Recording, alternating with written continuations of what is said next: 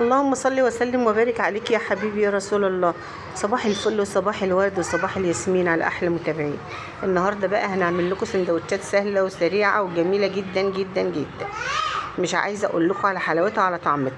بصوا بكل سهوله هتعمليها. لو عندك رقاقتين في البيت، لو هتعملي رقاقتين على الطاسه وتعملي السندوتشات دي هتعجب الاولاد وهتبقى حلوه قوي ومش مكلفه، وفي 5 دقايق هتعمليها وتكون احلى وجبه عشاء او غدا.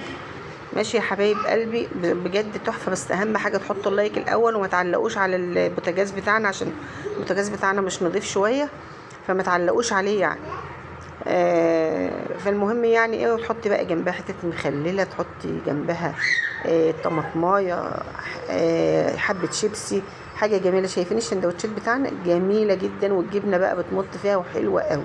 يلا بقى نخش على الفيديو. اللهم صل وسلم وبارك عليك يا حبيبي يا رسول الله. الرقاق ده انا عاملاه على الطاسه يا جماعه. انا عامله الرقاق معاكم قبل كده، ما رضيتش اعمله معاكم وقلت انزل لهم فيديو خفيف كده علشان ما يزهقوش مني، وعشان يشاهدوا الفيديو كله من الاول للاخر. ماشي يا حبايب قلبي. هتجيبي جبنه موتزاريلا او من غير جبنه برضو، هتعملي اللي المتاح عندك هتعمليه. لو عندك جبنه رومي هتبشريها برضو وتحطيها، عندك جبنه موتزاريلا زي المتوفر عندك اعمليه، جبنه شيدر اللي انت عايزه تحطيه. ماشي يا حبايب قلبي.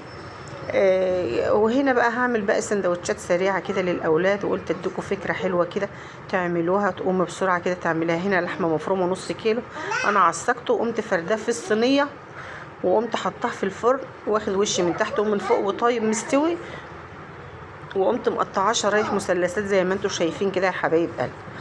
وجبت بقى الرقاق كده زي ما انتم شايفين، واحط القطعه منه كده زي ما انتم شايفين. بصوا اهو، واحط عليها حبه جبنه موتزاريلا، واقوم لفه الرقاقه كده ثانيها نصين وعاملاها زي القرطاس كده زي ما انتم شايفين. سهله جدا جدا جدا. هتعمليها على الطاسه من فوق، عايزه تدهني وشها من تحت ومن فوق وتحطها في الفرن برضو مفيش اي مانع. حلوه قوي بصراحه. كانت جميله جدا وخفيفه وحلوه وسهله، يعني عيله صغيره تعمل بصراحه سهله جدا جدا. هنا كده كنت خلصت الكميه اللي معايا. ماشي يا حبايب قلبي. وكان فاضل رقاقه واحده بقى. ماشي يا حبايبي.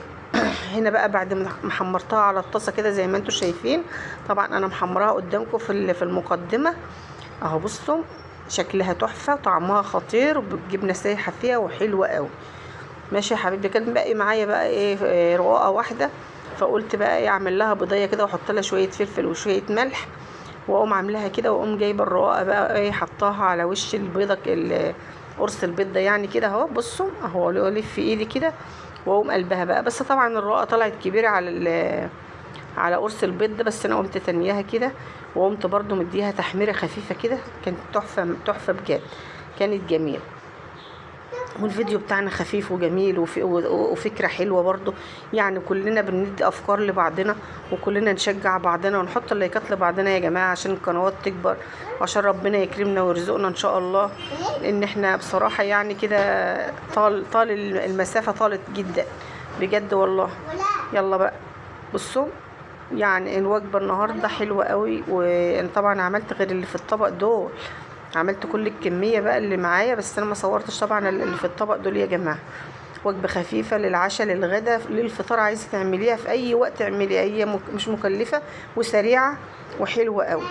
حط بقى جنبها شوية من الشيبسي كده، حط حتة مخللة جنبها كده. بصوا قرن شطة مخلل كده حلو كده جميل، واحلى وجبة هي تتعشي بيها، وجبة خفيفة حلوة قوي. ودي الرقاقة اللي انا عملتها هي بالبيض، جميلة جدا جدا. جربوها والسلام عليكم ورحمة الله وبركاته.